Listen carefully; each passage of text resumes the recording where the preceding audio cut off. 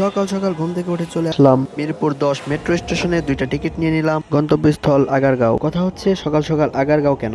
বন্ধু আল আনাম আকাশের নতুন ল্যাপটপ কেনার জন্য লম্বা সিরিয়াল অতিক্রম করে ঢুকে পড়লাম মেট্রো স্টেশনের ভিতরে। মেট্রো ট্রেনের ভিতর ঢুকে পড়ে ঝুলে পড়লাম একটি রশি ধরে। ঘুম ঘুম চোখে দাঁড়িয়ে থাকার মজাই আলাদা। বসার জায়গা তো দূরে থাক, পা রাখার জন্য জায়গা পাচ্ছি না।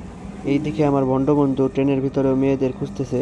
ল্যাপটপ বাছাই করতে বন্ধু যতদিন সময় নিয়েছে ততদিন মানুষ বিবাহ করার জন্য পাত্রী খুঁজতেও সময় নেয় না। বলতে বলতে আমরা আগারগাঁও মেট্রো স্টেশনে পৌঁছে গেছি। যে টিকিট দুটো কিনেছিলাম, অবশ্যই আমাদেরকে টিকিট পাঞ্চ করে এখান থেকে বের হতে হবে। স্লটের ভিতর ঢুকিয়ে দেওয়া মাত্রই গেটটা খুলে গেল। ঢুকে পড়লাম বিসিএস কম্পিউটার সিটিতে। নিয়ে নিলাম এসআর ব্র্যান্ডের রাইজন 5 7430U। সম্পূর্ণ টাকা পেমেন্ট করার পর আকাশ ল্যাপটপ নিয়ে বাড়ির দিকে ছুটছে। বন্ধু আজকে অনেক খুশি, কারণ তাকে অনেক ডিসকাউন্ট দিয়েছে আর ল্যাপটপের সাথে অনেকগুলো গিফটও পেয়েছে। মেট্রো দিয়ে আবার চলে আসলাম কাচ্চি ভাইতে। বন্ধু, আজকে এই যে ল্যাপটপ কিনলাম, ল্যাপটপ কেনার পর তোমার অনুভূতি কি? এই তো ভালোই।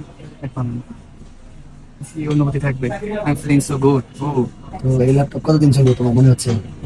আমিও আমার ইউজের উপর ডিপেন্ড করবে। আমি তো যে ইউজ করি মনে হয় তো এটা শীতে শীতে 2 বছর লেগে যাবে। তুমি ল্যাপটপ কিনলে এই ল্যাপটপ দিয়ে তুমি কি কি ব্যবহার করবা, কি কি চালাবা?